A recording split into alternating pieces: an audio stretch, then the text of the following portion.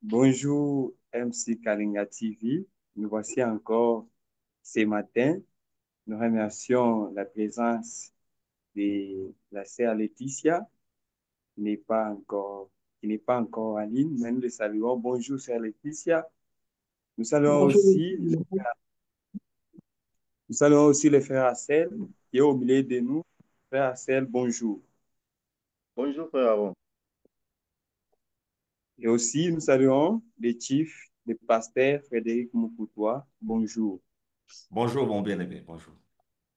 Voilà, aujourd'hui, nous avons comme thème les sacerdoces sous la loi et sous la grâce, ou sous la grâce. Donc, les sacerdoces sous la loi ou sous la grâce. Alors, nous laissons la parole au chief pasteur. Vous pouvez nous parler de ce sujet. Nous bénissons l'Éternel. Il y a quelqu'un qu'on n'a pas salué. Et il est avec nous.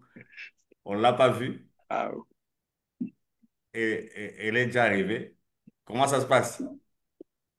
Oui, ça va bien, Chief. Ok, Dieu soit ah, loué.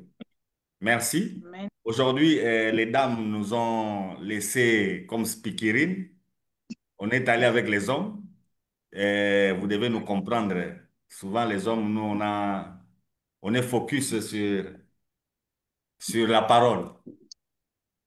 Et pour ceux-là qui nous rejoignent, nous bénissons l'Éternel, et tout en saluant aussi Madame Mandy, là où elle est, et tous les restes qui sont fidèles à MC Kalenga TV. Euh, Aujourd'hui, effectivement, nous allons faire un pont parce que nous devons revenir, comme on avait promis, au tabernacle. Nous avons un peu parlé de David, nous avons parlé de Salomon avec le temple, le tabernacle de David. Nous voulons revenir au tabernacle proprement dit. Mais pour y revenir, nous allons faire un pont où nous nous posons une question. Le sacerdoce est-il sous la loi ou bien sous la grâce? Quand nous disons sacerdoce, doit-on se placer sous la loi ou bien doit-on se placer sous la grâce? Nous voyons que le sacerdoce apparaît dans l'Ancien Testament. Mais est-ce que quand on a parlé de sacerdoce, quand on observe les sacerdoces, est-ce que c'est une question de loi ou bien c'est une question de grâce? C'est la question que nous allons nous poser. Pourquoi nous nous posons cette question? Parce que vous allez le constater, nous l'avions déjà travaillé ici pour ceux-là qui nous rejoignent. Il y a d'autres vidéos qui sont là. Quand Dieu a donné ordre à Moïse d'installer le tabernacle, nous avons parlé du lieu du sacerdoce. En parlant du lieu du sacerdoce, nous avons vu que le tabernacle était placé là où s'arrêtait la nuée. Mais quel est l'élément qu'on plaçait là où s'arrêtait la nuée? C'était l'arche. Et c'est l'arche qui est la présence de Dieu. Et c'est l'arche dans l'ancienne alliance qui représentait le lieu très saint. Donc quand le peuple marchait, il s'arrêtait si la nuée s'arrête. Il s'arrêtait si la colonne de feu, la nuit, s'arrête. Parce que la journée, c'était la nuée, et la nuit, c'était la colonne de feu. Si elle s'arrête, eux aussi s'arrêtent. L'endroit où il s'arrête là, l'endroit où la colonne s'arrête, c'est les lieux très saints. C'est là où on va poser l'arche. Je crois que dans les émissions passées, on nous avait montré même les images. L'émission prochaine, on va revenir à ces images-là. Vous allez constater que le lieu très saint, c'est l'endroit où la colonne de feu descendait. C'est l'endroit où la nuée descendait. Au fait, c'est l'endroit où Dieu s'est manifesté. Maintenant, dans notre étude qu'on a fait, on a constaté que quand Moïse a bâti le tabernacle, le premier élément qu'il a placé, c'est d'abord l'arche. Et toutes les autres choses se calculent à partir de l'arche. C'est-à-dire, c'est à partir de l'arche qu'on sait où se termine le lieu très saint, on saura où va se terminer le lieu saint, on saura où va se terminer le parvis. Toutes les distances partent par rapport à l'arche, c'est-à-dire par rapport au lieu très saint. Donc, on peut parler des sacerdoces seulement si on a retrouvé le lieu où il faut placer les lieux très saints. Maintenant, c'est le texte que nous allons lire aujourd'hui. Observons tous ensemble. Voyons Salomon quand il bâtit le temple, selon que David le lui a recommandé. Mettons-nous dans 2 Chroniques, si on peut lire.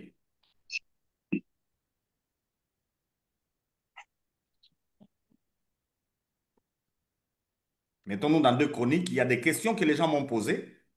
Aujourd'hui, on va y répondre aussi. Parce qu'il y a beaucoup de questions, surtout que Arcel aussi y a touché l'autre fois. Commençons au chapitre 1er d'abord. On va lire le chapitre 1er et le chapitre 2. Mais commençons d'abord au chapitre 1er.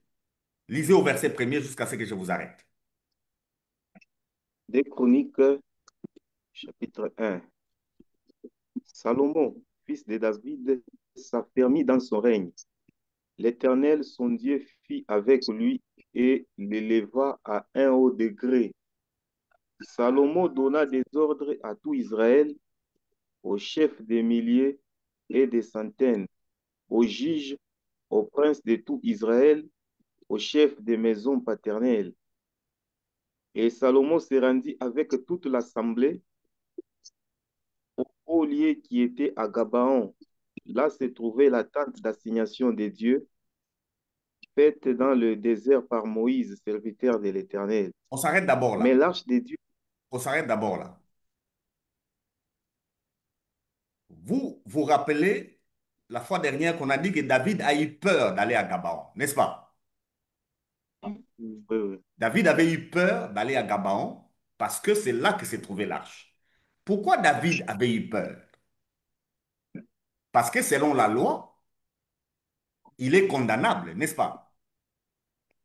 oui, Selon la loi de Moïse, David était condamnable. C'est pourquoi il a eu peur. Il est retourné au lieu d'Ornan, où Dieu s'était manifesté sur lui. Vous vous rappelez de ça? Cet élément, il faut vous le rappeler pendant qu'on est en train de lire, n'est-ce pas? oui. Et Salomon, lui, est parti à Gabaon parce que c'est là où il y avait l'arche et il y avait le tabernacle de David. On y va.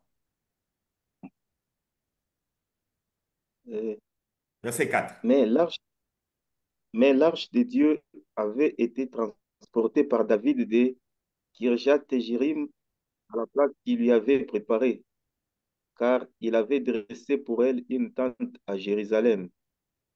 Là se trouvait aussi, devant le tabernacle de l'Éternel, l'autel d'airain qu'avait fait Betsalel, fils d'Iri, fils de Hur. Salomon et l'assemblée cherchèrent l'Éternel. On s'arrête là. Et ces filles-là, Bon, lisez le verset 6, comme ça on va s'arrêter un peu là. et ces filles-là, sur l'autel d'airain qui était devant la tente d'assignation que Salomon offrit à l'Éternel 1000 holocaustes.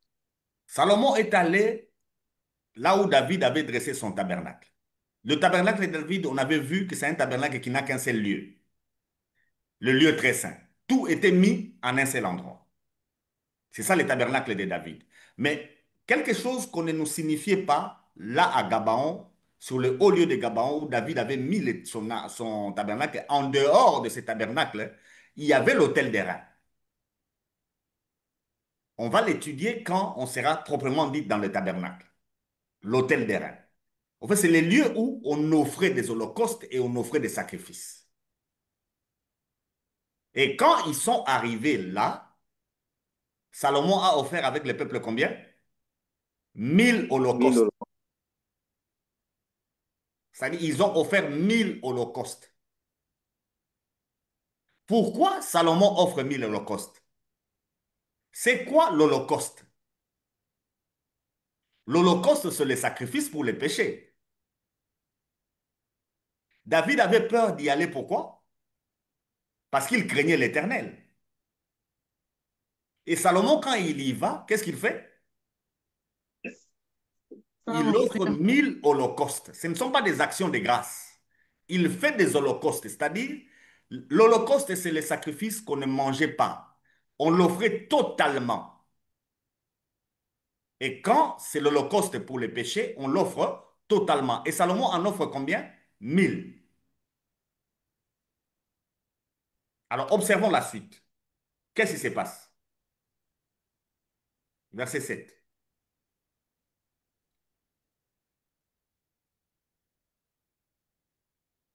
Je peux lire. Arsène est bloqué. A dû traiter David. Arsène, tu étais bloqué. Pardon? Tu peux répondre au verset 7.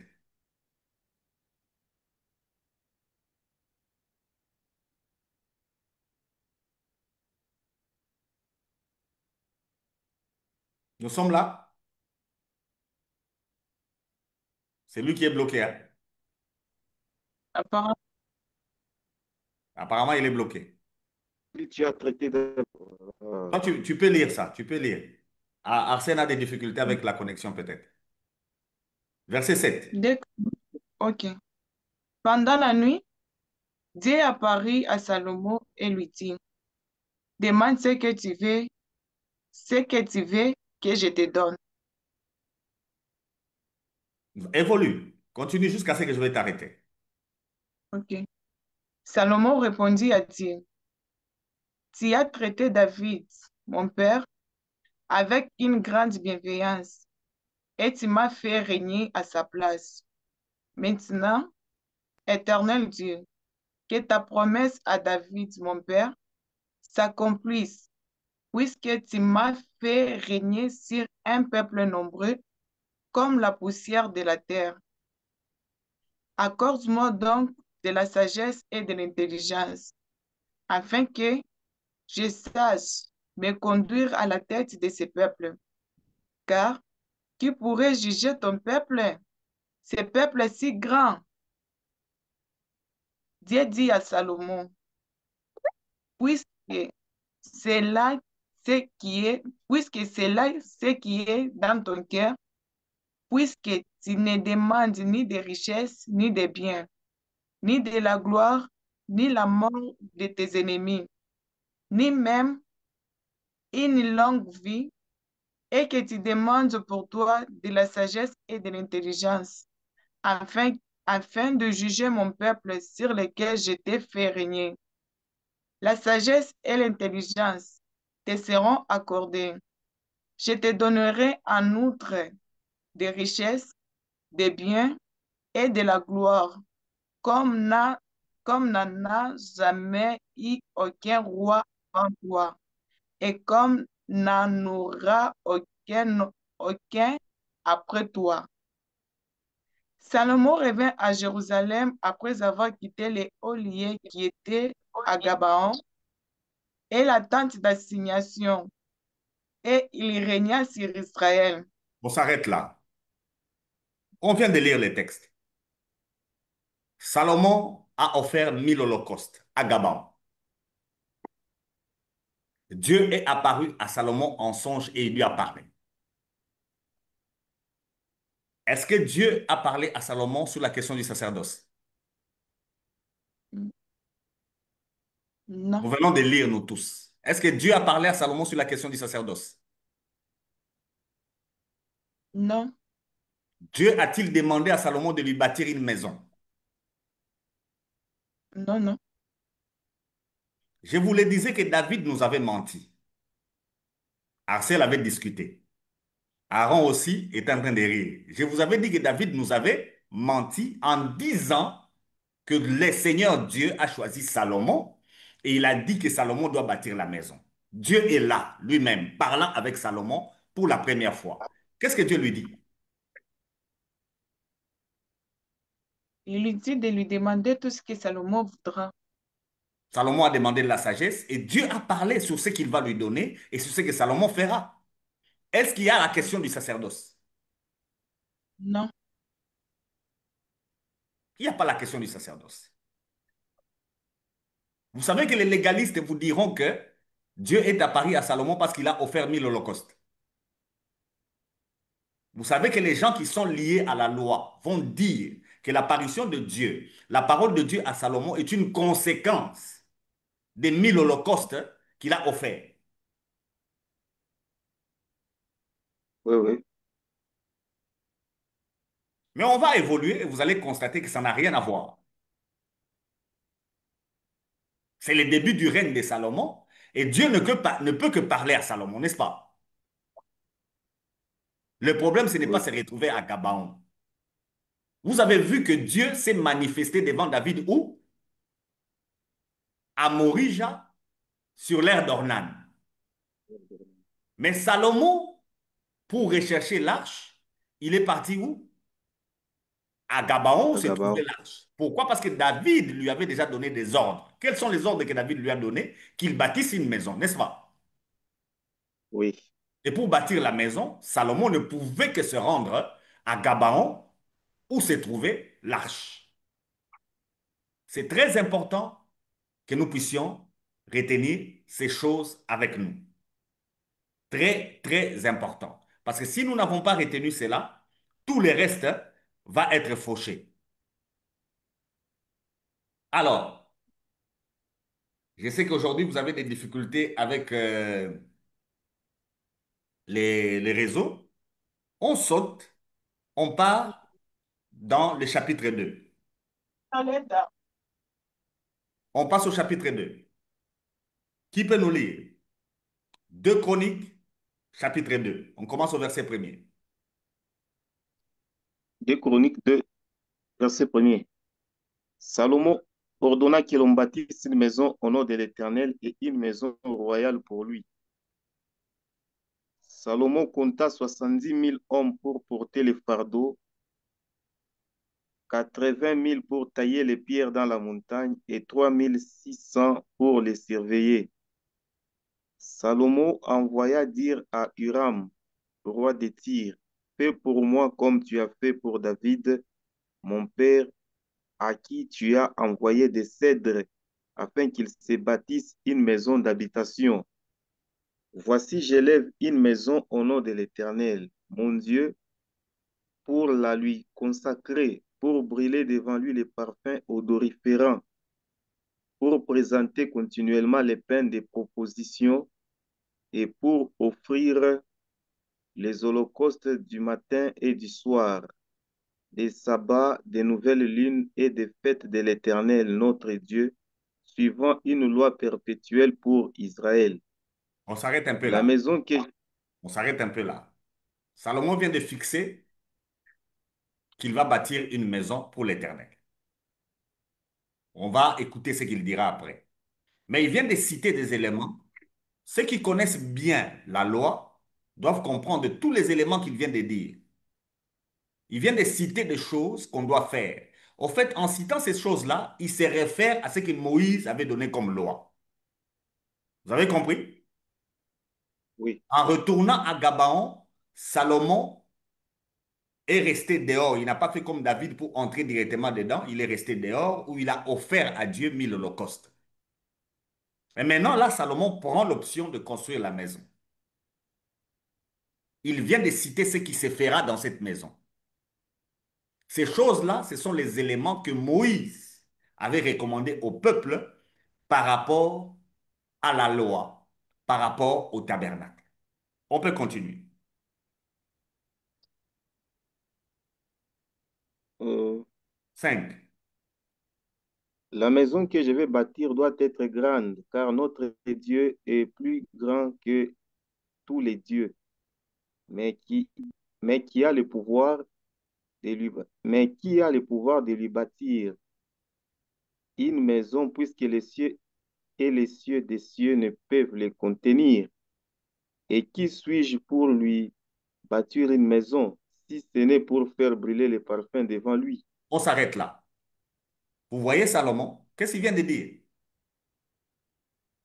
Il vient de se contredire par rapport à sa Il vient proposition. lui-même de se contredire. Vous savez que Salomon est polythéiste. Il pense qu'il existe plusieurs dieux. Il pense qu'il existe plusieurs dieux et que notre Dieu, il est plus grand que les autres. C'est ça la conception de Salomon. Et beaucoup de gens sont comme ça, pensant qu'il existe plusieurs dieux et les nôtres, c'est les plus grands. Mes frères et sœurs, avant qu'on continue, il n'y a qu'un seul Dieu. Amen. Tout ce qu'on appelle Dieu, ce sont des démons.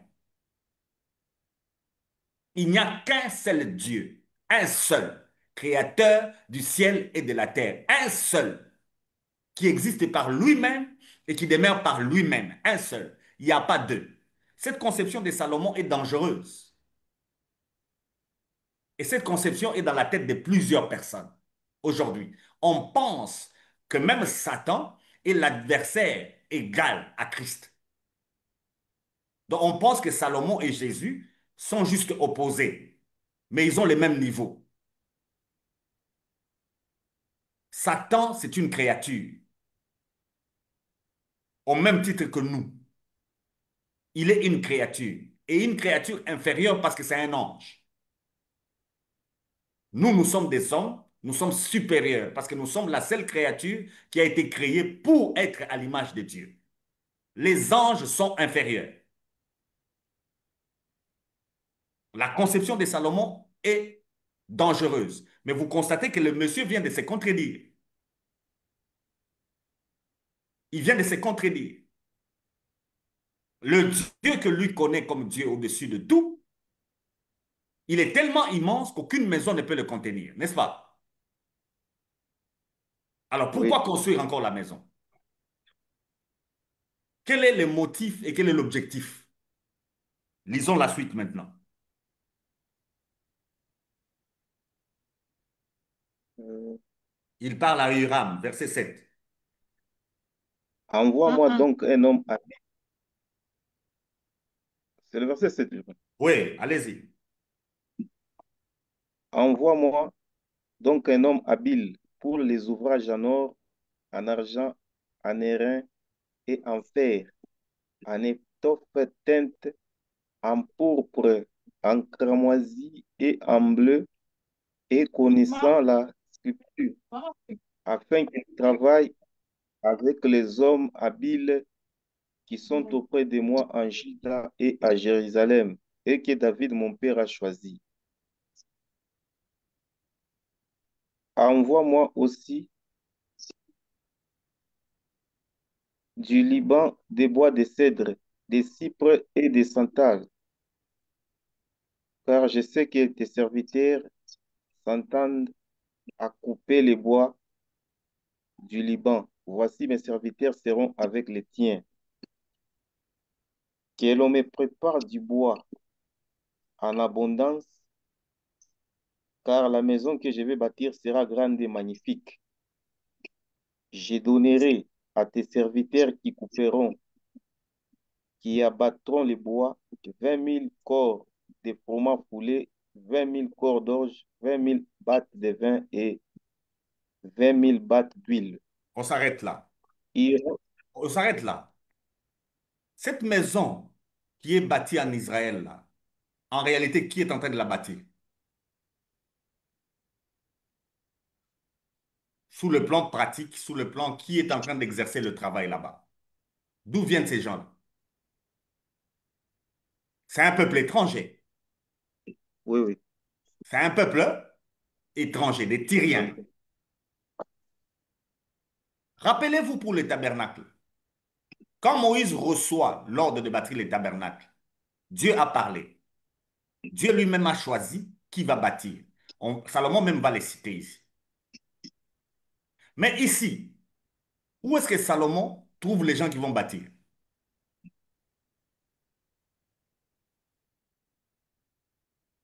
Chez Hiram, roi de Tyr. C'est les Tyriens. Oui, Si vous allez dans Ésaïe, parmi les descriptions qui est données au diable, non, c'est dans Ézéchiel, le roi des Tyr est l'image du diable. oui. Enfin, qui bâtit la maison que Salomon va bâtir? C'est le diable. Et Les cette agents maison appartient à sataniques, qui? disons. Donc, c'est une maison qui doit appartenir à Dieu, mais qui sera bâtie par les agents du diable. C'est celui qui bâtit la maison qui en est propriétaire. Qui est en train de bâtir cette maison? Ne nous échappons pas. À qui Salomon demande de lui envoyer des ouvriers habiles? À qui il demande? Donc, à la lumière, il s'adresse donc au diable, à Satan. L'Ancien Testament est l'ombre du Nouveau. Je vous ai dit que l'Église locale est diabolique. Vous avez refusé. Mais on commence d'abord par le temple. qui était à Jérusalem. On commence par ce temple-là. Qui est en train de bâtir ça? C'est Salomon qui lui-même a une conception qu'il existe plusieurs dieux et notre Dieu, c'est le plus grand. Ça, c'est le premier élément avec lui. Deuxième élément, vous allez le constater quand on va lire le verset. Lisez d'abord le verset 11, vous allez constater. Lisez le verset 11. Hiram, roi de Tyr, répondit dans une lettre qu'il envoya à Salomon, c'est parce que l'Éternel aime son peuple qu'il t'a établi roi sur eux. Hiram dit encore, béni soit l'Éternel, le Dieu d'Israël, qui a fait les cieux et la terre, et ce qu'il a donné au roi David un fils sage, prudent et intelligent, qui va bâtir une maison à l'Éternel et une maison royale pour lui. On s'arrête là. Le monsieur s'est converti. Non.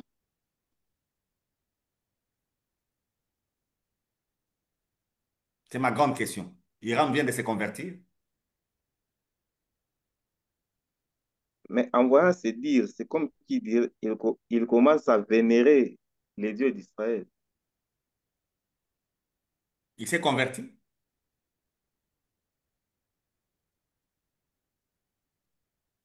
Oui, oui. Vous voyez, hein? Je viens de vous dire, allez lire le texte d'Ézéchiel. Le roi de Tyr est pratiquement une typologie de Satan. Est-ce que cette maison sera la maison de l'Éternel? Salomon venait de dire que l'Éternel que lui connaît, il est grand, les cieux des cieux ne peuvent le contenir, aucune maison ne le contiendra. Et qui peut lui construire une maison? Donc vous pensez que cette maison va appartenir à l'Éternel? Parce que Hiram vient de dire que ça appartient à l'Éternel, vous croyez? Est-ce que Hiram parle de la part de Dieu? Non, non. Non, il n'est Pourquoi pas question de Hiram la... est en train d'aimer Salomon? Vous connaissez la raison? Au fait, c'est un roi qui a été en guerre avec Israël et qui a été maté par David. Mais quand Salomon entre au pouvoir, comme Salomon est un enfant de paix, Salomon parle bien avec lui, il le met à l'aise. Quand Salomon le met à l'aise, ce roi-là dit que l'Éternel a donné à David quelqu'un, un enfant qui est sage. En fait, quand tu es en train d'agir en plaisant aux païens, les païens vont commencer à t'acclamer, ils diront que tu es un bon chrétien. N'est-ce pas? Est-ce que c'est une preuve que tu es un bon chrétien? Jésus nous a mis en garde. Faites attention quand les païens sont en train de vous applaudir. Nous ne travaillons pas pour être applaudis par les païens. Et puis l'évangile ne sera jamais aimé par le monde.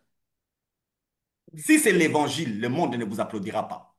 Quand le monde commence à vous applaudir, sachez que vous avez tourné vers eux. Pour Salomon, le Dieu d'Israël est un Dieu aux côtés d'autres dieux. Mais lui, il est le plus grand Dieu. Mais l'évangile ne dit pas ça. Quiconque est en train de me suivre, si vous ne croyez pas en Jésus-Christ, vous irez en enfer. Il n'y a pas de Dieu. Il n'y a qu'un seul Dieu. Il n'y a pas plusieurs chemins pour qu'on se dise qu'on peut avoir plusieurs religions et en finalité, on finira au ciel. C'est faux. La religion n'existe pas. Il n'y a que la foi en Christ qui sauve. Mhm. Nous n'avons pas plusieurs dieux dans le monde. On n'en a qu'un seul. Les paroles de ce roi ici peuvent faire croire que ce roi se plie sous la suprématie de notre Dieu, de l'Éternel. Non, le fait de dire Dieu ou Éternel ne signifie pas que quelqu'un est sauvé. C'est là où j'ai des problèmes avec beaucoup de musiciens, entre guillemets, appelés chrétiens. Le fait de chanter Alléluia, Alléluia ne fait pas que vous êtes sauvé.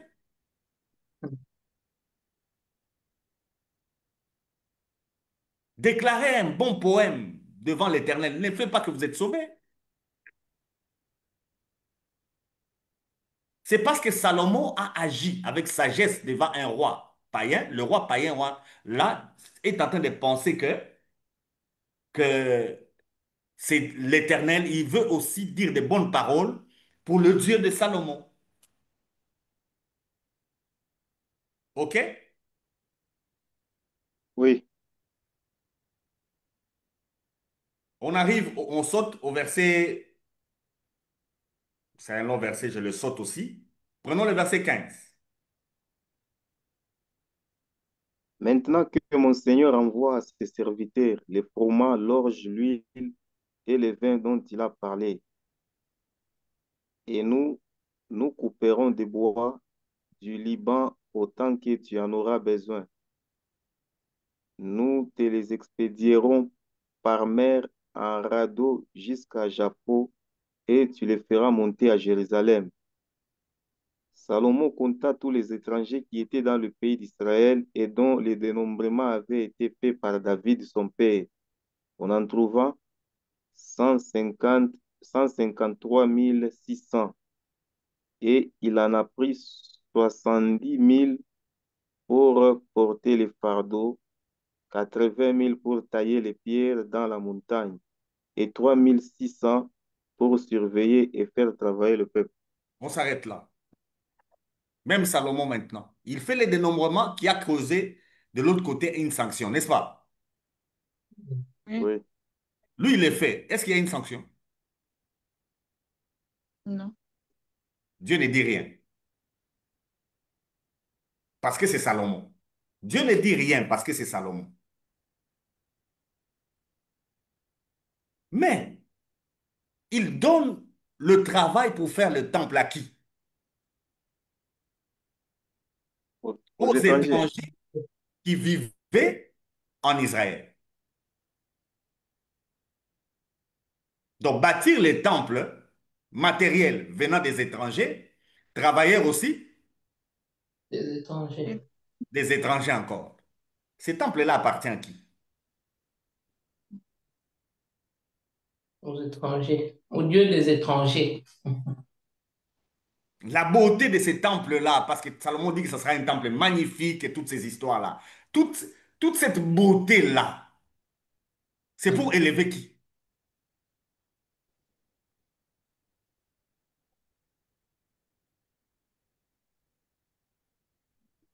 Vous ne m'avez pas répondu. Là, vous êtes bloqué. Toute cette beauté-là de ces temples, c'est pour élever qui? Le diable. Bien répondu. Je reste un peu tranquille là. Je vous laisse aussi l'espace. Madame Laetitia a dit le diable. Et j'ai dit bien répondu. Les autres, qu'est-ce que vous me dites? Ah, moi, bon, j'ai une question. Oui. Ah, au verset, il dit, je donnerai à tes serviteurs qui couperont, qui abattront le bois, 20 000 corps de froment foulé, 20 000 corps d'orge, 20 000 battes de vin et 20 000 battes d'huile. C'est en quelque sorte, il voulait les payer Oui, lui aussi au parce qu'il verset y a... 16, là où je vous ai fait lire. Lui aussi au verset 16, il a dit à Salomon, envoie ce que tu as dit. Ils sont dans un business. Si tu lis au verset 16, le monsieur va aussi dire à Salomon, ouais, mon Seigneur, envoie tout ce que vous avez promis et nous allons faire le travail. Donc le travail ici, c'est un business.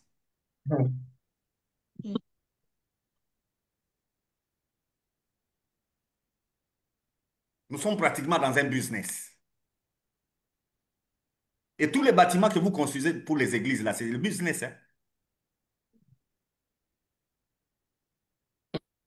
Les frères qui s'occupent des achats dans toutes les églises, je dis bien dans toutes les églises, les frères qui s'occupent des achats, ils gagnent quelque chose. C'est ça.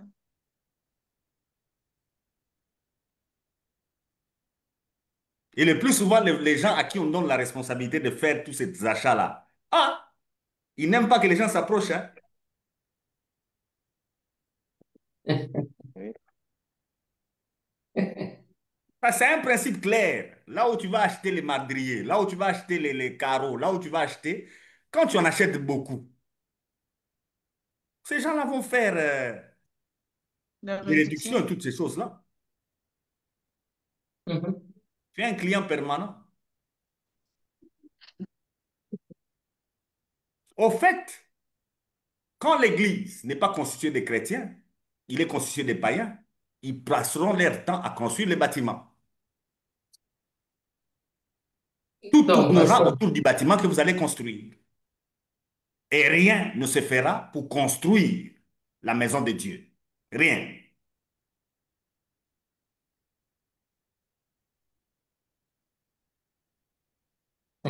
Mais pasteur, quelle est quelle différence faite entre la maison de Dieu et les bâtiments? Parce que on a besoin d'un lieu pour adorer, on a besoin d'un lieu pour se rassembler. Et il faudrait aussi des gens pour construire ça, hein. Donc, je ne sais pas quelle est la différence entre les bâtiments et la maison de l'Éternel. Merci. Très bonne question. Nous l'avions dit l'émission passée. La maison de Dieu, c'est là où deux, trois Ouais. sont réunis en son nom. Les deux là doivent être des chrétiens, pas des païens. Là où deux, trois sont réunis en son nom, c'est là où lui il est. C'est ça sa maison.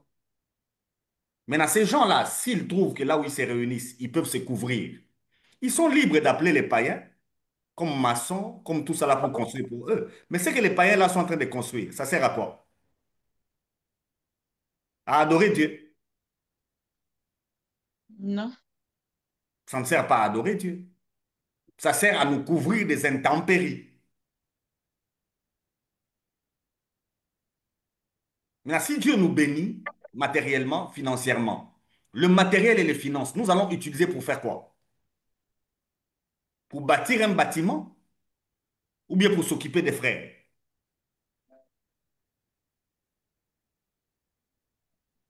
Premièrement, s'occuper des frères. Voilà. C'est d'abord les frères. Dites-moi, mes frères, parce que l'amour doit nous guider. Pouvez-vous accepter que dans une église où on dépense 100 000 dollars pour acheter du marbre à élever un mur et un frère meurt parce qu'il lui a manqué une plaquette de 500, de moins d'un euro? Vous pensez que c'est une église du Seigneur? Hmm. Est-ce que ce n'est pas ce que nous vivons? Ah ouais. Ce n'est pas ce que nous vivons? C'est que nous vivons. Dites-moi, mes frères, est-ce que c'est normal dans une église où on achète du matériel à 100 000 euros Hmm. pendant qu'on a un frère qui a dormi sans manger?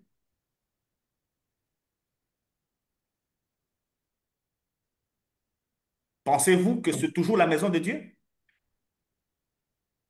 Ah non.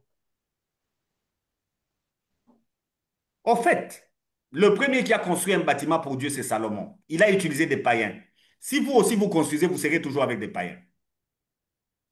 Ne vous y trompez pas, ça ne changera pas.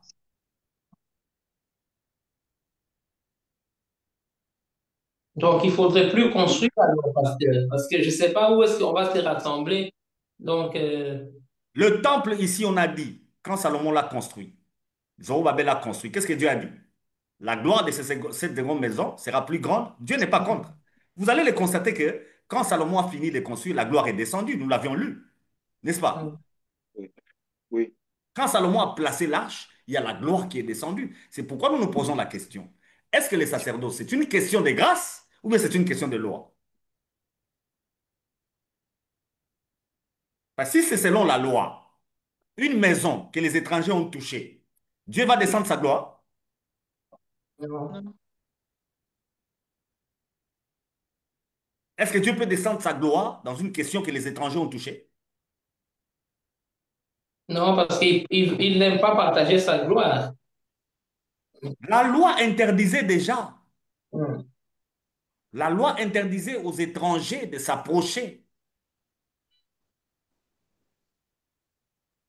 Donc si c'est la gloire ne peut pas descendre dans cette maison. Mais si la gloire était descendue comme nous l'avions vu, ce n'est qu'une question De grâce. de grâce. Hmm. Alors si vous touchez la chair et que vous êtes guéri d'une maladie, ce n'est qu'une question De grâce. de grâce. Mais la chair n'a rien à voir avec Dieu. Elle est diabolique. Hmm. Elle est diabolique. Mhm.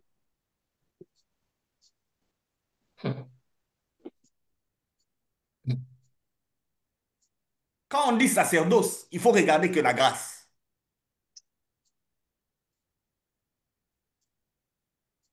C'est pourquoi la construction et du temple de Salomon, comme nous le voyons, et de l'arche, et pardon, du tabernacle, tout commençait dans le lieu très saint. Mhm. Vous savez pourquoi on commence d'abord dans le lieu très saint? La grande raison, Salomon vient de dire. Auparavant, il avait dit, nous allons construire une maison pour faire ceci selon que la loi demande. Mais après, Mhm. lui-même change. Il dit que Mhm. la maison que nous ferons, ça sera pour offrir de parfum. Il a changé, hein. Il a changé. Parce que chez David, dans le lieu très saint, se retrouvait à la fois aussi l'autel des parfums. C'est-à-dire, on n'avait qu'un seul endroit. Alors Salomon a compris que quand il s'agit Mhm. de Dieu, l'histoire de l'Holocauste, il faut oublier. Mhm. L'histoire de l'Holocauste, il faut oublier. Au fait, c'est le péché qu'il faut oublier. Mhm. Parce que quand on est dans le lieu très saint, on ne parle plus de péché. Mhm. On ne parle plus de péché. Alors, si on ne doit parler plus de péché, c'est que la grâce est la seule chose qui conduit le sacerdoce. Devant Dieu, nous sommes face à un trône de grâce. On ne parle plus de condamnation et de péché là-bas. Quand il s'agit des sacerdoces, le péché doit disparaître. C'est comme ça qu'au tabernacle, vous allez me lire un texte, il est long, mais on ne va pas tout lire. Lévitique 16, s'il vous plaît.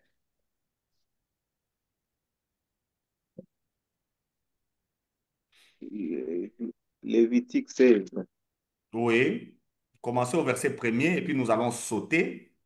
Et nous lirons juste les versets 24, je crois, et puis on va... Commencez au verset premier d'abord.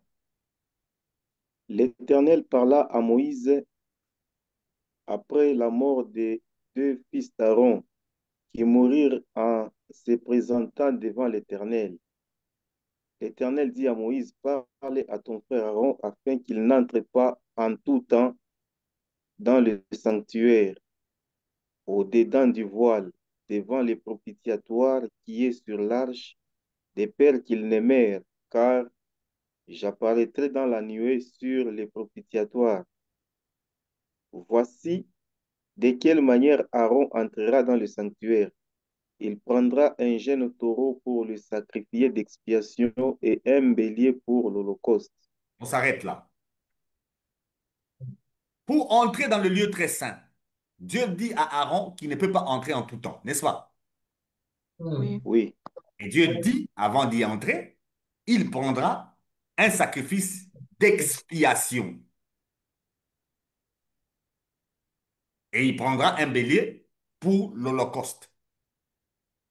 Donc, au tabernacle, nous les verrons. Nous allons étudier les grands jours des expiations. Mais ici, dans la question que nous nous sommes posée, le sacerdoce, est-ce la loi ou bien la grâce? Mhm. Il y a deux raisons pour lesquelles les gens venaient au tabernacle. On venait chaque jour pour la question de péché, d'action de grâce et de toutes ces choses-là, chaque jour. Mais on venait aussi une seule fois l'an. Alors, une seule fois là, c'est le chapitre 16 que nous lisons. C'est quand Aaron, le souverain sacrificateur, entre. Lui, il doit entrer une seule fois par an. Alors, quand il entre une seule fois, il entre pour l'expiation. L'expiation du péché de qui? De tout le peuple d'Israël. Mais chaque jour, on entre pour son propre péché.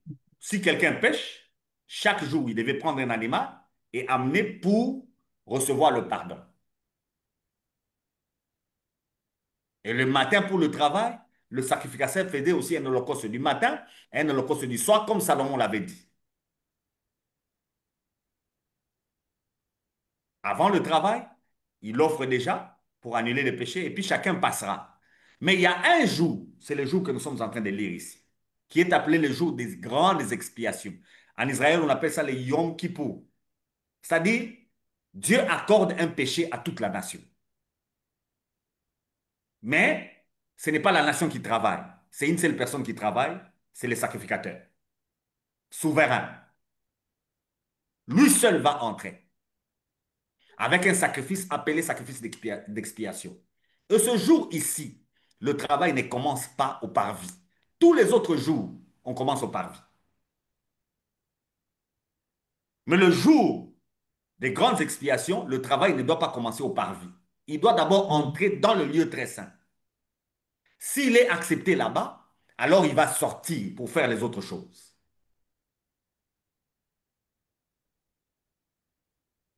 S'il est accepté, il sortira pour faire les autres choses.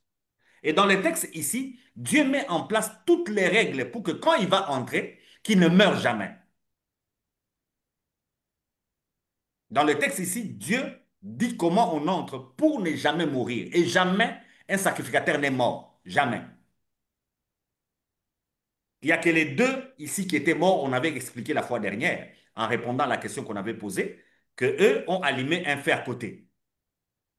Ils n'ont pas utilisé le feu qui était descendu du ciel. Ça, c'est un autre problème. Mais jamais un souverain sacrificateur n'est mort. Ceux qui racontent qu'on mettait une corde au pied pour les tirer s'il est mort, c'est faux. Ce n'est pas écrit. Et si vous lisez Lévitique 16, vous verrez que les choses que Dieu avait déjà dites, jamais un souverain sacrificateur ne peut mourir. Parce qu'il représente Christ. Alors lisez-moi le verset 24. Et on va commencer maintenant à répondre à vos questions jusqu'à ce qu'on va terminer parce que le temps est allé. Pense encore Verset 15 23, minutes. verset 24. Aaron entrera dans la tente d'assignation. Il quittera les vêtements de lin qu'il avait mis en entrant dans le sanctuaire et il les déposera là. Il lavera son corps avec de l'eau dans un lieu saint et reprendra ses vêtements. Puis il sortira, offrira son holocauste et l'holocauste du peuple et fera l'expiation pour lui et pour le peuple. À quel moment on faisait expiation pour le peuple? Quand Aaron a terminé son travail, il porte les habits du souverain sacrificateur. On verra ça. Quand il a terminé ce travail-là, il enlève même ces habits-là. C'est en ce moment-là qu'il vient faire expiation.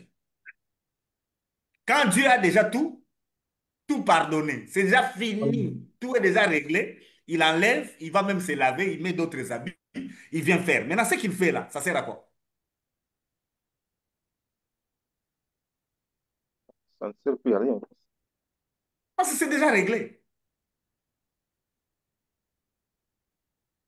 Dans les grands jours des expiations, Dieu a déjà accepté Aaron. Il a déjà accepté tout ce que Aaron a fait. Il a déjà déposé le sang. On le verra. On va l'étudier ici.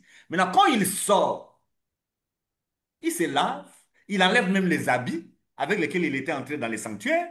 Et quand il a fini, il s'assoit. Maintenant, il commence à faire le travail là. Il prend maintenant l'Holocauste pour faire l'expiation. Est-ce que c'est en ce moment-là que l'expiation est faite? L'expiation avait déjà été faite dans le lieu très saint. Ah. Mais qui lui donne les ordres de... Parce qu'on parle que pour ne pas qu'il meure, c'est ça qu'il devait suivre comme procédure. Oui, Ce sont les procédures, c'est Dieu qui a établi, qui lui a dit comment il devait faire. oui. Et maintenant, si Maintenant, vous dites que dès qu'il est déjà entré, c'était déjà fait, il ne devait plus poursuivre tout ce qui reste là, là, non, ça non. m'embrouille. La loi donne toutes les règles parce qu'il fait expiation. Il doit offrir le sacrifice d'Holocauste. L'Holocauste est là sur l'autel des reins, dans le parvis. Il doit le faire. Mais à quel moment il le fait? Si on lit les textes. Il est entré, il est sorti, Oui, il a enlevé même les habits, il s'est même lavé.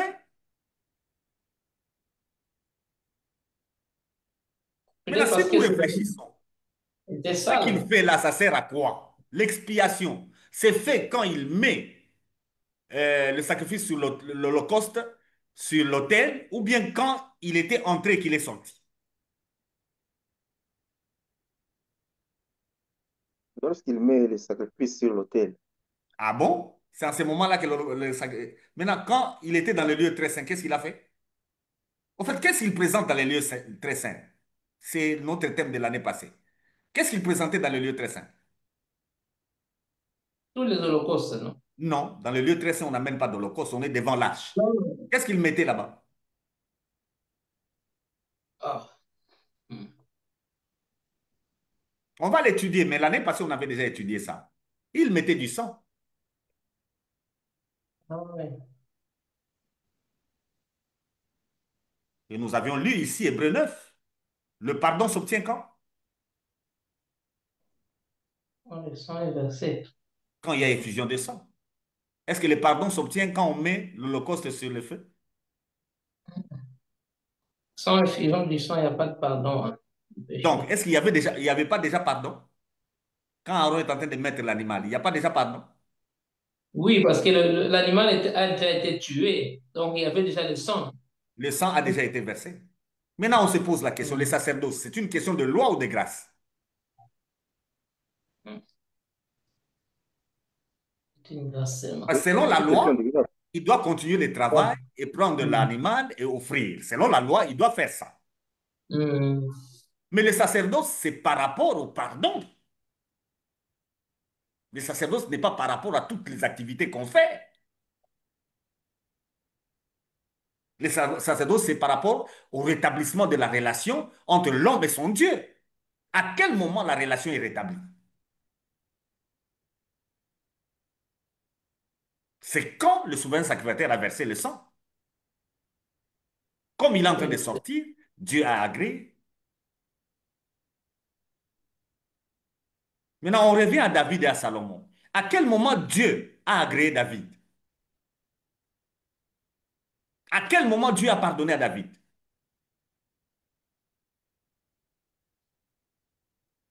Rappelez-vous, c'est quand l'ange s'est arrêté Sur En à l'air l'air d'Ornan. ordonnant. d'Ornan. Et tout ce qu'on fait après, ça sert à quoi? Ça va Ça changer sert à quoi chez rien. Dieu? Il avait déjà pardonné. Maintenant, le monsieur de Salomon qui construit un bâtiment, là, il cherche quoi? En fait, Salomon ne cherchait qu'à rétablir la loi. Tout ce que Salomon a fait, ça ne faisait que rétablir quoi? La loi de Alors, Moïse et donner encore plus de force à la loi. hmm.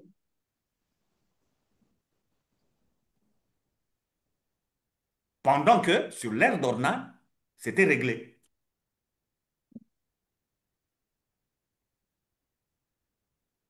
Je vous laisse un peu poser vos questions parce que vous êtes tranquille.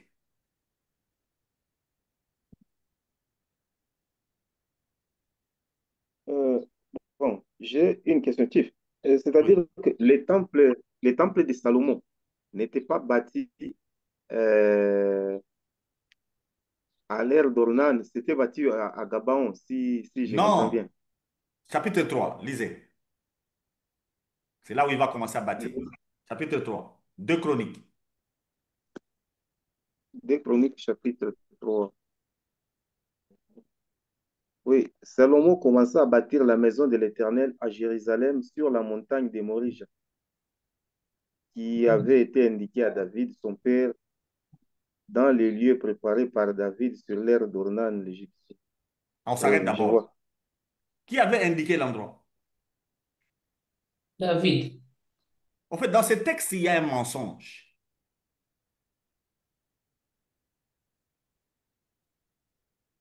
Et l'écrivain, et David, et Salomon sont en train de nous tromper quelque part. Ils veulent nous Hmm. convaincre que la maison qui est construite, c'est Dieu qui a indiqué, n'est-ce pas? Hmm. Ils veulent nous convaincre que c'est Dieu qui a indiqué. Est-ce que Dieu a indiqué à quelqu'un de bâtir une maison? Ah non. Dieu lui-même a parlé avec Salomon. Il n'y a pas eu question de bâtir une quelconque maison. Hmm. Dieu a dit qu'il va l'élever. Salomon va régner et tout ça là. Mhm. Question de sacerdoce. Ouais. L'histoire du sacerdoce, c'est David. C'est David qui a menti à Salomon. Il a dit à Salomon que c'est Dieu qui lui a dit que lui, Salomon, va bâtir. Et Salomon, dans la tête, il pensait que Dieu a réellement parlé avec David pour que lui bâtisse la maison. Mm. Ouais. Mais le monsieur de Salomon, quand Dieu ne lui a rien dit, il a fait comme il pensait, une maison magnifique et toutes ces choses-là, n'est-ce pas? Mm. Oui. Oui, oui. Un jour, les disciples ont commis l'erreur, on est dans Matthieu, de montrer à Jésus la beauté du temple. Qu'est-ce que Jésus a dit? Mm. Il Ce ne temple, restera pas pierre sur pierre. ce temple sera, en 3 jours, il va casser ça et l'autre sera battu, quelque chose comme ça, je ne sais plus trop. Alors, montrez-nous la beauté de votre religion. Montrez-nous la beauté de vos temples que vous construisez. Je vous dis, il ne restera pas pierre sur pierre. La plupart des Mm. bâtiments que vous construisez, je vous l'ai dit, ça sera des dépôts. Il y en a qui deviendront des bars. Mhm. Et vous, quand vous bâtissez ça, vous dites que Dieu se souvienne de vous.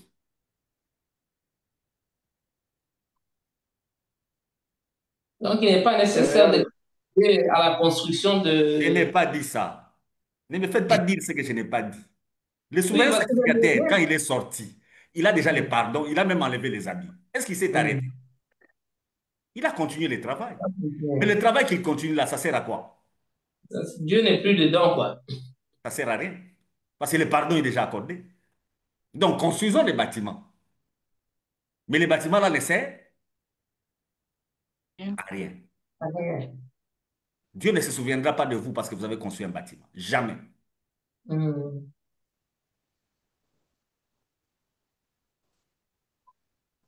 Mais est-ce que j'ai dit de ne pas construire?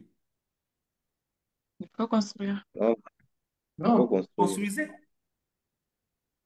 Mais ne pensez pas que l'Éternel se souviendra de vous. Restez dans la logique de Salomon.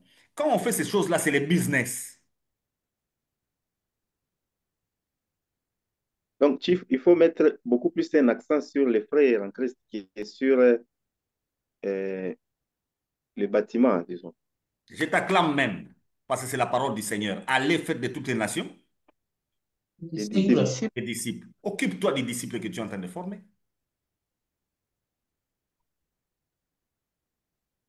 Il n'y a aucun commandement, ni par les apôtres, ni par le Seigneur Jésus lui-même, qui demande à quelqu'un de bâtir un bâtiment. Aucun. Les bâtiments, nous les bâtissons parce que nous avons vu aussi Salomon faire quoi? Bâtir. Le faire. Si Salomon l'a fait et que Dieu ne s'est pas opposé, nous aussi on peut le faire. Mais ne tombons pas dans les pièges de Salomon d'appeler sa maison de Dieu. Vous avez compris? Oui. Ne tombons pas dans les pièges. À l'époque des Romains, tous les bâtiments qu'on construisait, parce que quand les empereurs romains se sont convertis, ils étaient polythéistes, ils avaient des dieux païens qui avaient des temples. Ils se sont dit, ils vont aussi bâtir des temples pour le chrétien. Et c'est ça qu'on appelle l'Église aujourd'hui. Ça n'a rien à voir avec Dieu. Ça ne vous rapproche pas de Dieu. Ça ne vous élève pas devant Dieu. C'est rien du tout. C'est Je comme ça pense qu'il que y a vous certains de ces bâtiments qui n'existent même faudrait plus. garder l'heure, pasteur. Faudrait Oui, garder l'heure. il nous reste combien de minutes? Bon, je sais pas, hein, mais je sais pas à quelle heure que ça commence exactement. Ah, ok. Nous tendons pas à finir. Tendons vers là. Ouais. Notre, notre Mais, Présentateur. Chief, présentateur a disparu. j'ai une petite question avant de terminer, Oui, si possible. Si vous pouvez un peu m'expliciter. il Bon, reste peut-être, juste 1 minute, mais on peut en ajouter 5 et puis on termine. Oui. c'est par rapport à Salomon. En suivant d'abord la vie de Salomon, même la manière dont il a fini sa vie, c'est comme, donc, il s'était écarté de Dieu. Mais maintenant, Chief, une fois là, j'avais participé à une conférence qui traitait sur l'infiltration de l'occultisme dans les sacerdoces. Et parmi les livres que certains occultistes qui travaillent dans le sacerdoce, il y avait un livre intitulé Les Grimoires du roi Salomon, par exemple. Mais maintenant, je voudrais un peu savoir, est-ce en réalité cela venait de Salomon ou bien Je sais pas. Et aussi au vu des caractères de Salomon, là, je sais pas. Selon vous, par exemple, Salomon est éligible au royaume des cieux au vu de sa fin qui était tragique ou bien ça sera comment? Déjà, vous avez l'Ecclésiaste avec vous. C'est le livre de la fin de Salomon. Quand vous lisez l'Ecclésiaste, vous voyez Salomon qui s'est perdu?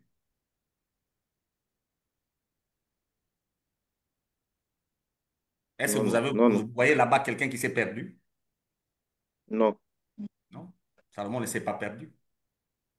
Et Salomon, c'est le type de grâce. Quand nous disons que le sacerdoce, ce n'est que la grâce, Salomon est un type.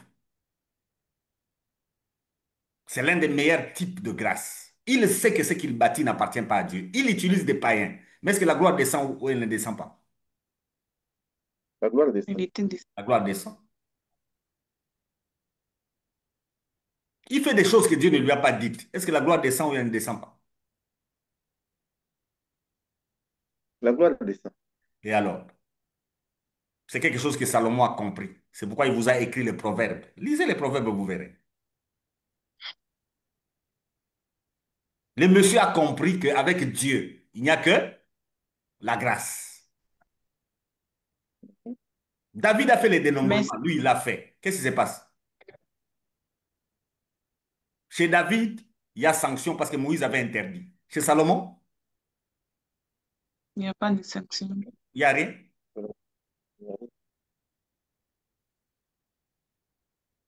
Salomon, Chief, c'est un monsieur qui vous fait comprendre que tout est permis. Quand vous dites que tout est permis, il faut observer Salomon.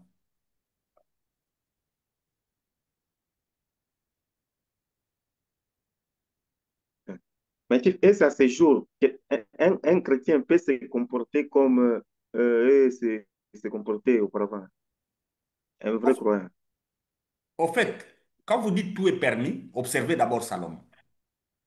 Tout ce que Salomon a fait, c'est ce qui est permis. Maintenant, pour nous les chrétiens, tout n'est pas utile. Salomon, lui, il pensait que c'était utile pour lui. C'est comme ça qu'à la fin, il a dit, vanité de vanité, tout est vanité et poursuite du vent. Parce qu'il pensait que quand il aura beaucoup d'argent, il sera en paix. Il pensait que s'il fait l'occultisme, c'est-à-dire il apprend toutes les choses occultes, il allait avoir la connaissance. Honnête. Il pensait que s'il se lance dans le plaisir, 300 femmes, 800 concubines, on dépasse le 1000, il aura tous les plaisirs. Il pensait que construire une maison très belle, Dieu sera toujours dedans. Vanité. Et finalement, tout ça est vanité. Nous, nous avons l'avantage sur lui. Nous avons le Saint-Esprit. Nous savons que tout est permis. On peut faire tout ce que lui a fait. Dieu ne nous rejettera jamais. Comme Dieu n'a jamais rejeté Salomon, il ne va pas te rejeter. Est-ce que vous savez que moi, en théologie, Chief, par on a fait rapport à le ça, cours. Nous, et on a fait la vous théologie chez pouvez faire l'Assemblée de tout ce Dieu. que vous voulez, mais Dieu ne pourrait pas vous rejeter. C'est Ouais. pourquoi la plupart des gens, des chrétiens, continuent encore de pécher Ils ne sont parce pas qu'ils chrétiens, ce savent. sont des païens. Ceux qui continuent à pécher, ce sont des païens. Comment vous pouvez avoir le Saint-Esprit et pécher? Est-ce que nous, nous sommes comme Salomon? Salomon, on le comprend, il n'avait pas le Saint-Esprit, n'est-ce pas? Oui. Il réfléchissait comme un homme, il pensait. Et ça a fini mal. Et nous ne sommes pas comme Salomon. Nous, nous avons le Saint-Esprit. Tout est permis, mais tout n'édifie pas. Nous faisons seulement ce qui édifie. Mais vous ne pouvez pas non plus nous dire que si on a posé tel acte, Dieu va nous rejeter. C'est faux. Tu as compris, ma sœur? Non, je n'ai pas compris. Il y avait un problème de connexion. Oui. Tu vois tout ce que Salomon a fait. Est-ce qu'il a été rejeté? Non. Non. Donc, si tu fais tout ça là, tu ne seras pas rejeté. Mais pourquoi Salomon a fait tout ça? C'est parce qu'il n'avait pas le Saint-Esprit.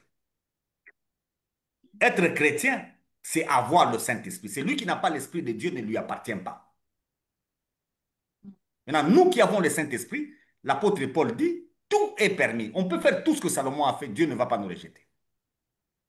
Cependant, est-ce que si on les fait, ça construit?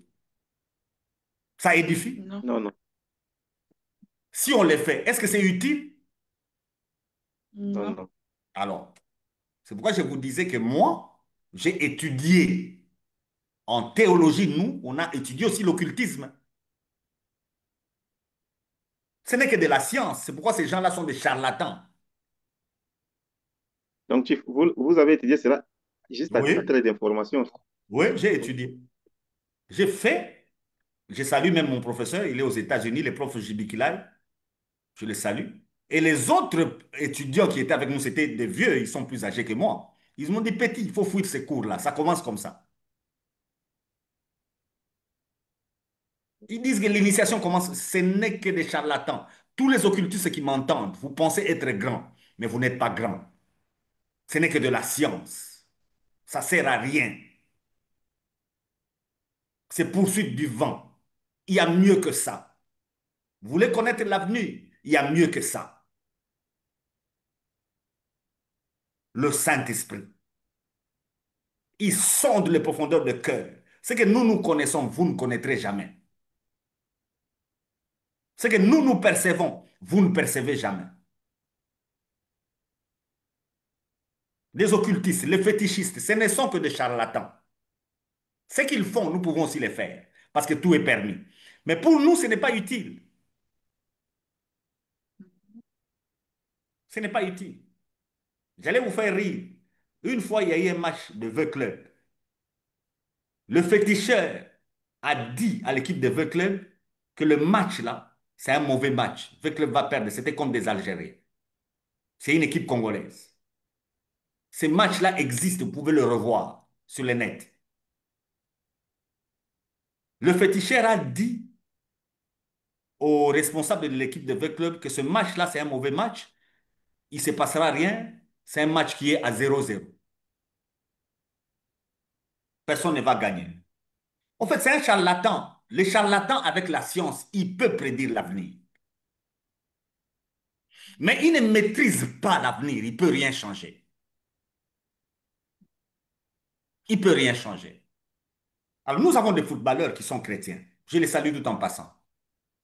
Je salue Moubele qui jouait dans cette équipe-là à ce moment-là. Je salue Lema, Chiquito qui jouait dans cette équipe-là à ce moment. Je les salue tous les deux.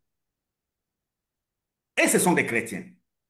Ils sont venus poser les problèmes. Non, le match là, on a déjà dit que c'est un match qui ira, c'est un match nul. Le grand féticheur a dit ça. J'ai ri. Je salue aussi le bishop Flarin, tantôt. En riant parce que Lema priait chez lui. Firmin priait chez nous. Alors on a dit, bon, lui c'est un charlatan. Il a vu que ce match-là, parce qu'il peut voir, en faisant ce qu'il fait, il peut voir. Mais il n'a aucun autre pouvoir après. Il a commis une erreur de dire que ça sera 0-0. Comme on ne peut pas changer ce que Dieu a déjà programmé, même nous, on ne peut pas changer, ce match-là sera un match nul. Mais cette fois-ci, on lui a dit que ça sera un match avec des buts. Cherchez sur le net, vous verrez les matchs là en question. À Kinshasa, c'était 2 buts partout. Et en Algérie, c'était 1 but partout. C'est comme ça que le club avait perdu cette finale. Avec des buts. Mais un seul joueur a marqué. C'est Lema, Mabidi Chiquito, le chrétien là. Et à chaque fois qu'il marque, il avait un polo. On avait écrit dessus, Jésus-Christ est Seigneur dans le football. C'est nous qui lui avons donné. Vérifiez sur le net, ces matchs existent.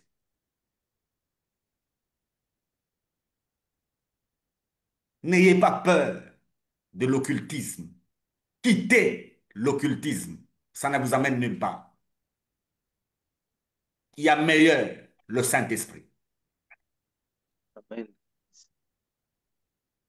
C'est lui qui a fait toutes choses. Et c'est lui qui gère toutes choses. Même le féticheur chez qui vous allez, il sera bloqué. Comme les astrologues. de Nabucodonosor ont été bloqués. Mm. On a compris que dans Daniel, il y avait un esprit supérieur. L'esprit qui était dans Daniel supérieur là, c'était juste une goutte. Mais nous avons la plénitude. Amen. Alors Arsène, ne te dérange pas avec tous ces gens-là qui vous racontent des histoires. Salomon, effectivement, il a pratiqué l'occultisme. Mais il a dit que c'était vanité. Et poursuite du vent. Tous ceux qui veulent citer Salomon, si vous continuez, c'est vanité. Revenez comme lui était revenu.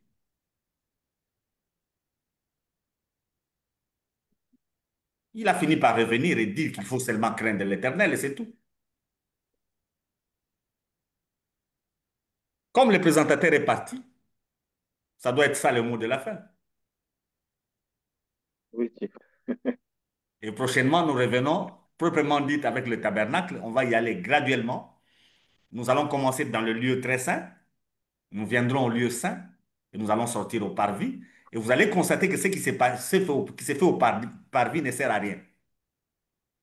Parce que si c'est déjà réglé dans les lieux très saints, ce qui s'est fait au parvis sert à quoi? Rien rien. du tout. Quand nous chantons là à l'église, ça sert à rien. Quand nous travaillons à l'accueil là, ça sert à rien.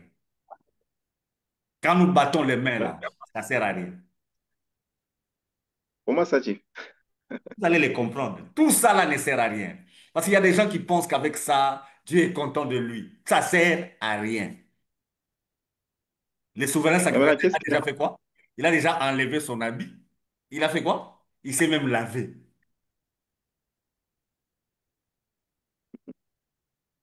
Alors, Le que devons-nous sacerdoce, c'est une considérer? question de grâce. Ça n'a rien à voir avec l'œuvre. Aucune œuvre dans le sacerdoce ne compte. Aucune. Chantez, mettez-vous à genoux, sautez, battez les mains. Ça sert à rien. Les mieux de faire quoi alors? Et c'est même une œuvre diabolique. Non, le sacrificateur a continué à faire. Vous aussi faites-le. Et Ah, faites-le bien. Mais ça sert à rien. ok.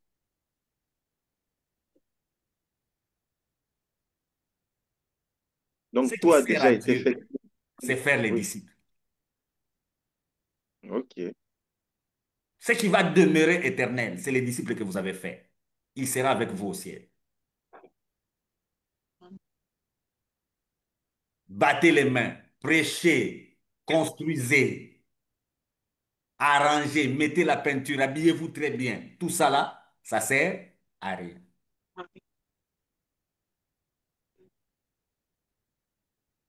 Ça sert à rien. C'est ça le mot de la fin aujourd'hui. Ça sert à rien. À Parce que rien. le sacerdoce, c'est une question de grâce. C'est dans la loi où il y a fait ceci, ne fais pas cela. Or, le sacerdoce n'est pas dans la loi.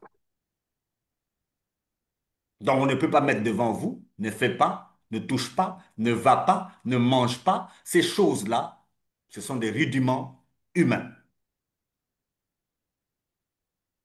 Et c'est l'ennemi qui les place devant vous pour vous dominer. Vous priez chaque jour à 6 heures. Le jour où vous commettez l'erreur de vous réveiller à 6h30, vous sautez, oh là là là là, ma journée est mauvaise. Non, qui vous a dit que votre journée sera mauvaise parce que vous vous êtes réveillé à 6h30 et que vous Là, n'avez c'est pas par prié à rapport, 6 heures? là, c'est par rapport aux conducteurs qui, des fois, qui dirigent les assemblées. Des fois, ils disent, par exemple, aux gens d'avoir l'habitude de prier, par exemple, à 0 heure juste. Ouais, Maintenant, quand et, vous dites 0 heure, maintenant, vous habitez où? Parce que quand c'est 0 heure chez vous, chez moi, ça peut être 23 heures. Ah oui. Chez l'autre, là, ça peut être 2 heures du matin. Maintenant, on fera comment?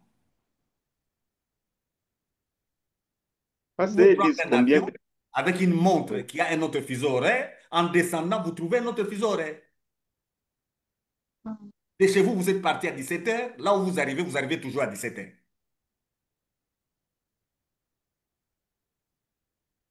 Donc, il faut prier au milieu de la nuit, si on peut dire ainsi. Ma soeur, ça ne sert à rien.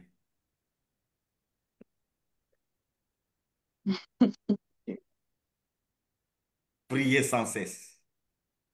En toutes Oui, c'est circonstances, ça. faites des prières avec des actions de grâce. Dans toutes circonstances. Même pendant qu'on parle, on peut prier. Les jours où vous coupe les jambes, quand on vous a dit de prier toujours à genoux, ça sera comment? C'est difficile. Donc vous n'allez plus prier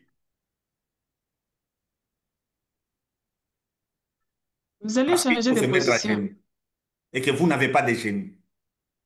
Ça ne sert à rien. Mais maintenant, Chief, comment ces mensonges sont devenus presque universels dans le monde chrétien? La religion. Vous parlez de la religion. Vous ne vous êtes jamais posé la question, toutes les religions ont le même diable, mais toutes les religions n'ont pas le même Dieu. Qui dirige les religions? Parce qu'il est le même partout. C'est celui qui est le même partout qui dirige les religions. Toutes les religions ont le même diable. De ce côté-là, on n'a pas de discussion. Pourquoi on discute seulement sur Dieu?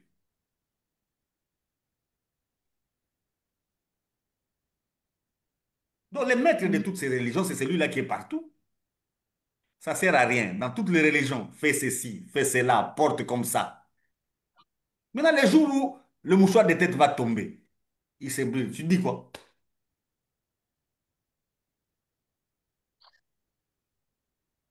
J'entends même des pasteurs parler sur la Bible en papier. Moi, j'ai des problèmes avec mes yeux. Je ne sais plus lire les papiers. J'utilise des tablettes.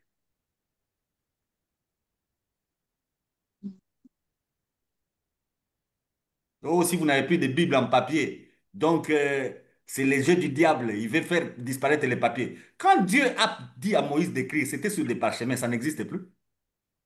Oui. Oui, oui. Si les parchemins n'existent plus, les papiers aussi vont disparaître. Qu'est-ce que vous pensez? Ça sert à Ah, rien. rien. Le sacerdoce, c'est une question de grâce. Que Dieu vous bénisse. Amen. Amen. Je crois qu'il n'y a plus de questions. Aujourd'hui, nous avons l'avantage de ne pas avoir les présentateurs avec nous. C'est nous-mêmes qui gérons. Mais qu'on nous excuse, nous avons dépassé les 17 minutes. On est arrivé à la fin. Bye. Bye. Bye.